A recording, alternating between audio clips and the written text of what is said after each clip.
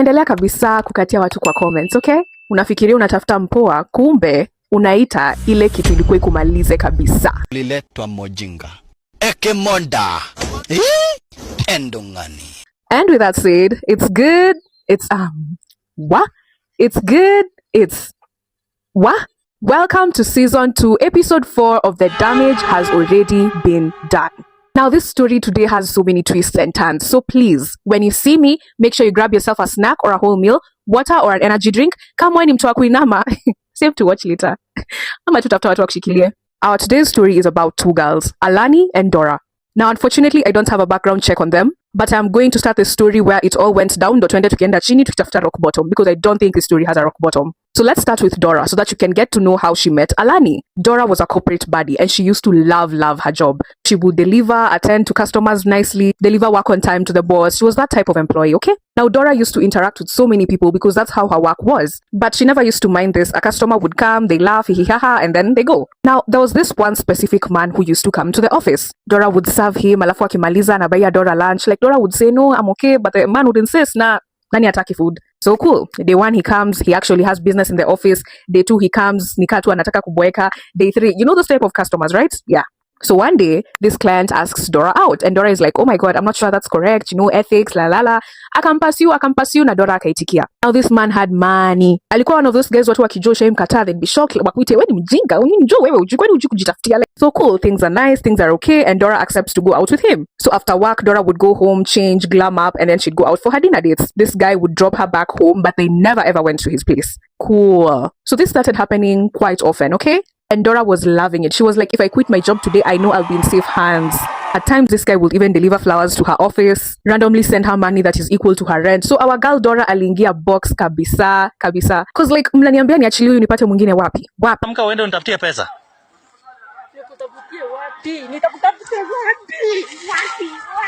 Guy was a good communicator, good listener, always calling. Akisema nakupigia 8 anakupigia 8, si 801. Good. Now you know everything good comes to an end, right? Yeah. Apart from dinner dates, this guy also used to go clubbing a lot.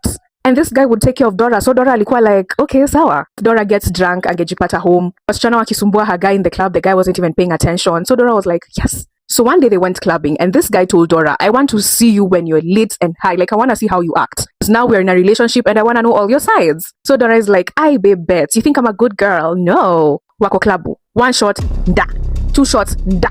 3 shots, da. 4, 5, 6, 7, 8, da. At this point, you'd ask Dora for her name na kuambie hajui. Like, girl was gone. And that man, akasema nini tuseme pamoja? Inda. As I told you, this guy used to take care of Dora whenever she was drunk, right? But this night she was extra drunk. Msichana ako blacked out completely. Ushai blackout, yani adi ukiumia, unakuja kusikia uchungu the next morning. That's how Dora was. So this guy took Dora home, akamlalisha kwa kitanda. Now Dora doesn't know what happened that night, but we're going to try to paint a picture of the results that she found in the morning. Let me try making a scary face as we enter the scene. When Dora woke up in the morning, she found some blood on the floor, but there was no blood on her hands or anything like that, okay? So when she woke up, she's trying to find her man, she's trying to remember what happened yesterday. She can't recall anything. Akaenda kushika glass, akunywe maji, but when she was trying to hold the cup like this, she felt pain in her palms. Going to check, she found crosses drawn upside down on both of her hands, hapa kwa palm, hapa. Let me tell this part of the story with a smile so that it sounds less scary to you guys. The weird thing about this wound is it had healed. Ushaijikata alafu ukapona, even though ilikuwa inaka. But it was still painful inside. Oh, what a moment in history. I'll never forget that. So we all know how it goes here. Dora tried to reach that guy, but wapi. Boy wasn't answering. Another weird thing is as days went by, Dora started forgetting this man's face. Whenever she tried to remember their memories together, she'd just see a body like, you know, you see the body but the face is blood. Ushaikuwa exam room, ukaona swali mlifunzwa na lecturer, ukajaribu kufunga macho hivi ukumbuke nini iliandikwa kwa whiteboard, but you can't see anything. You're just seeing, yes, unaona writings, but they're not clear. Now that's how Dora remembers this man. Cool. Akajiambia acha nitulie, nisiambie mtu kenye imefanyika, and I just move on with my life. Kidogo, things in her life started becoming weird and going so wrong. 1. On a random day, she lost her job. She had a side business apart from her job and it also started failing vibaya tena sana. 3. I don't know how true this is, but she says one day her friend came over and she started complaining that her legs were painful. So Dora, as a good friend, akasema acha nikumassage, acha nikona kamassage oil hapa. 2 weeks later, that friend got into a very bad accident and lost her leg. Yani her legs had to be amputated.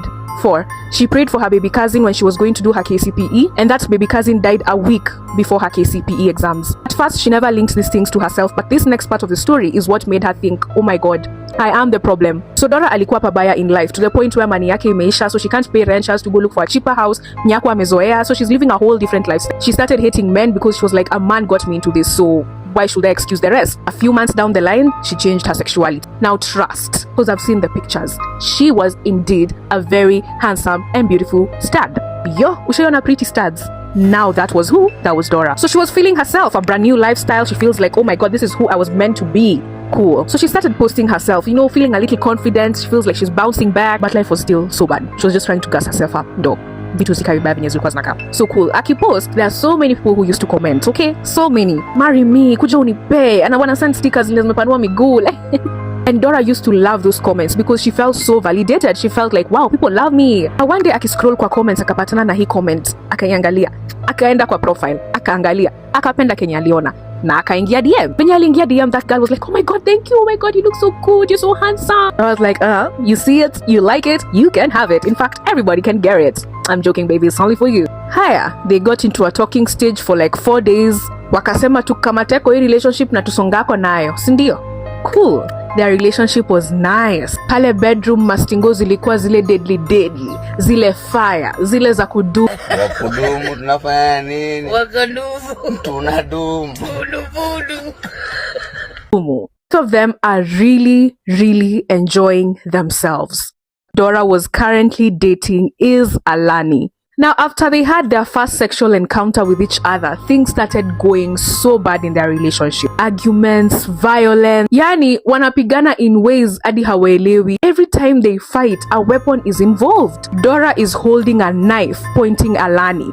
Alani na yeye ameshikilia stool, anataka kurushia Dora. And it was always like this. Always. There's a time they were arguing and Dora was overcome with anger. She told Alani, mind you, they were at Alani's place. I am not kidding, I will throw you off this balcony if you don't shut up. Her words, nothing changed. So ikafika mahali Alani akaambia Dora, look, we can't be together anymore. I think this is our end. It has come to an end. What else are we waiting for? Dora akajam amemtusi kwa hiyo simu. A week later after this breakup, people broke into Alani's house. Wakabeba kila kitu.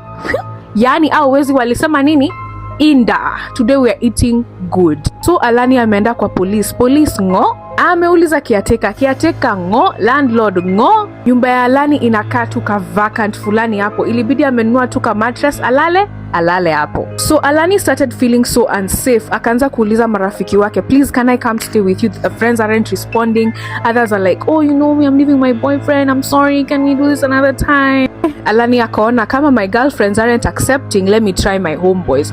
Homeboys na wanamwambia kumove ni tricky, mimi niko na dem, vitu kaa hizo. Luckily, one of them accepted. Let's call him David. Now David was a sweet boy, a nerd.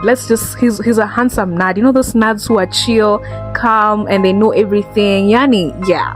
When Alani was staying in his place, not even one time did David try to touch Alani or convince Alani to sleep with him. Alani alikuwa analala bedroom, David analala kwa floor. Wamekaa pamoja, and even without touching each other, they started falling in love with each other. And eventually they started dating, so akaanza kuishi kama girlfriend and boyfriend. After 3 months of starting their relationship, David went to introduce Alani to their mother. Now this wasn't an introduction per se because David was going to visit his mother, but he did not want to leave Alani behind. So he told Alani, you come with, no problem.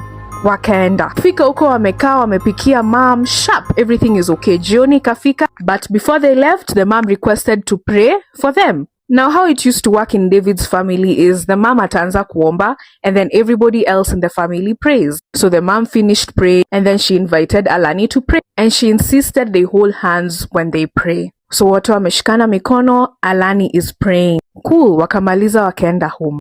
A week later, David's mother dies. The other week, kuna mtu alikuwa anachunga ushago yao. Their house caught on fire. Akiwa tu hapo. Luckily, he never died. Another time, David's sister and her husband went to visit David and Alani. Now, David's sister was pregnant. Wamekaa hapo, Alani has hugged the sister, they are talking, they're in the kitchen cooking. Alani akaguza tumbo ya David's sister. Akamuuliza, oh, how months are you in? David's sister said 6 months. David's sister was going to give birth. She lost her life and also the baby lost her life. A few days later after that happened, the husband's sister committed suicide. So all this is happening, ye hailewi ni nini. Also, David is just in a very bad state. So with all this happening, David went into a very bad state, depression. They tried seeking therapy, they tried everything they could, but David couldn't handle it. He ended up committing suicide. Alani is looking at everything that is happening around her. Pia yake ingia into depression because she couldn't handle it anymore. The man she thought she was going to marry, ndo huyo ameenda. Pesa ya kukula, anakopa. Pesa ya kushuka, anakopa. Mind you, this is not the life she's used to, or she was used to, or she was living. Marafiki now, ngo. She told her best friend this story. The best friend told her she's cursed. The next morning, Alani is blocked. Now at this point, she's like, She started using her skin to relieve the stress and the pain, if you know what I mean. Starving herself, and allow me not to continue because I'm going to cry. She tried reaching out to Dora. Amejaribu mara mingi, and finally Dora alimu-unblock. And she knew she was unblocked not because of her messages, but because one day Dora called her. She asked how she doing, and Alani's voice was low, and she just wanted to go, get out of this world and go. She sent some pictures to Dora. Know that eulogy book, akamtumia za watu wote that have passed away in like less than an year. And Alani just started breaking down and crashing out. Now his story nilifikishiwa hapo because they sent me this message and waited for me to accept their request so that they can continue with the story. And the person who was telling me this story is Dora, and she says she feels so guilty because she knows for sure she's the one who made Alani's life like this. Her life has never changed. That is Dora's life ever since last year, because this started happening to her last year after that man. She has never found a job. She has never started her business. How she survives in this city of Nairobi is through mumamas. And she says if she's with a mumama, marriage yake haitaka more than like 2 years. Even that is a lot. They'll divorce with the husband eventually. It's like a curse following her and everyone who associates with her. She stopped talking to her family completely. I personally want to know what's going down till now, and when I get that gist, I'll come and tell you guys. But please be careful. Ever since I told that story for Susanna and Emily, it's like I'm just receiving a new story every day. At this point, I'm like, nipende nani na niachane. And in fact, I'm like, let me just stay single. You know what? I'm okay. Kama nilikuwa na boyfriend hunt, nimeacha. Like, is this a common thing? That's what I just want to ask. Is it a common thing? Because I saw another story where you guys were tagging me of a South African babe, and I was like, nah. Yo, so let's see whether Dora will reply. Let's see how it goes. I'll keep you guys updated. Anyways, mniombe kuna kahoma kana nishika, please. And I love you guys so much. Bye. Mwah.